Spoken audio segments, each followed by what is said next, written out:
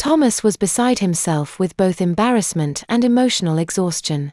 He was wet, dirty, and his mother and son had died that night. His wife had gone mad and had decided that he was her baby even though he had identified himself clearly earlier in the evening as her husband. His bottom itched from a case of diaper rash and he was famished. He couldn't even talk about his grief over his loss. As a consequence, the infantile instincts encoded into the neurons of his brain took over and he became fussy and fretful. He cried. With a quick flick of her finger, Mary set the mobile in motion that she had placed over the changing station to reduce Bobby's fidgeting while she worked on him. She sniffed as she pulled the diaper down between his legs, saying, "Pew. You're really stinky tonight, Bobby. If I didn't know better, I'd think that someone had tried to wean you without my knowledge. I wonder what the dickens got into your gut. You must have some sort of intestinal infection. That's okay, baby, Mommy will let you sleep late tomorrow to get over it. This has been a trying day for the both of us." Mary topped and tailed him quickly, then applied a thick coating of diaperine to his paprika-hued, papule-peppered bottom. After she had treated his diaper rash with the sticky white cream, she wiped her hands on a clean baby wipe to prevent the oils in the cream from getting on the tapes and rendering the adhesive unusable. Then she lifted his bottom again and slid a disposable nighttime pamper under his bottom and drew it over his crotch to tape it down securely without bothering to put baby powder on him.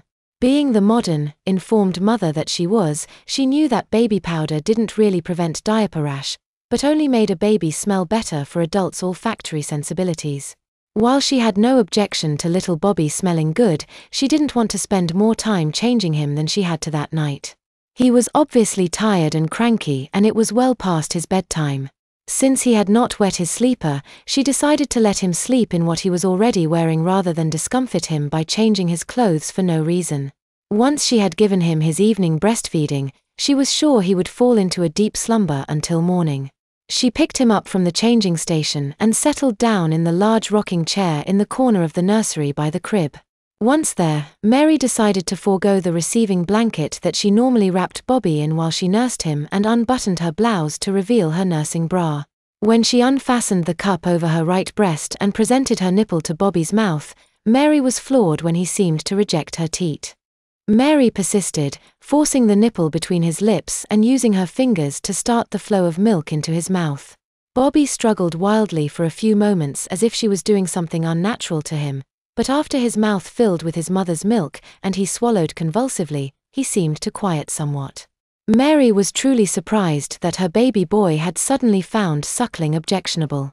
She put his odd behavior down to the stress of the evening. She had read that babies often perceived and reacted to the stressful emotions of their mothers. Certainly she had undergone a stressful night. Both her ex-mother-in-law and her regressed ex-husband had died in an auto accident. As Bobby drained her right breast, she turned him around in her arms and switched him to her left teat. This time, he took it without fussing, so she was reassured that her baby had only been reacting to the events of the evening. Once he was finished, she took the cloth diaper that always lay over the right arm of the rocking chair and laid it across her shoulder. She put Bobby to her shoulder and patted his back gently, producing a prodigious belch as she winded him. Then she took him back in her arms and held him close to her bosom while she removed the diaper from her shoulder and returned it to its customary place on the arm of the rocking chair. Instead of putting him in his crib after feeding as she normally would, Mary rocked and cuddled her baby for almost an hour. At first Bobby didn't drift off to sleep the way she would have expected him to, but after 30 minutes of gentle rocking, he fell fast asleep in her arms. She continued to rock, dissipating with repetitive motion her own angst over her ex's death. Finally, with her eyelids drooping, she put the sweetly slumbering Bobby in his crib for the night and sought the solace of her bed. When Thomas woke in the morning, his sleeper had already been removed. The ego-shattering spanking had been forgotten amidst the horror of his mother's death. His adult mind, such as it was, had returned to relative normalcy. Mary had finished topping and tailing him and was slipping a clean diaper under his bottom. In loving manner, she sprinkled him lightly with baby powder and gently massaged it into the pubic skin of her sleepy baby. Then she opened the tube of diaperine and squeezed out a dollop on her tip of her index finger and held his ankles with one hand to hoist up his legs and administer a thin coating of the protective cream over his peritoneum and rectal area. After she lowered his bottom onto the soft padding of the disposable diaper and wiped her fingers clean with a baby wipe before taping him securely into his clean diaper.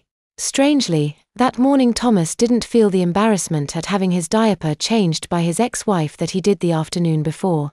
Perhaps, he mused to himself drowsily as she fussed about closing the top on the baby powder and capping the open tube of diaperine, I'm getting used to diapers. On the other hand, I wasn't awake when and if she cleaned my butt last night. All I know was the feel of her fingers as she put the cream for diaper rash on my ass and then rubbed baby powder onto my crotch. Christ, it felt good when she rubbed the powder into my crotch. I could go for that even if I wasn't a baby. God, I wish I could tell her how much I missed her when I had to go back to my mother's house. That's the worst part of being an infant again. I can't fucking well talk to anyone. And her tits, Jesus. They blow me away. I liked them before Bobby came, but the way they've gotten bigger since she started nursing has driven me absolutely crazy. Christ. I begged her for months just after Bobby was born to let me have just a sip from her tit and she rejected my requests out of hand.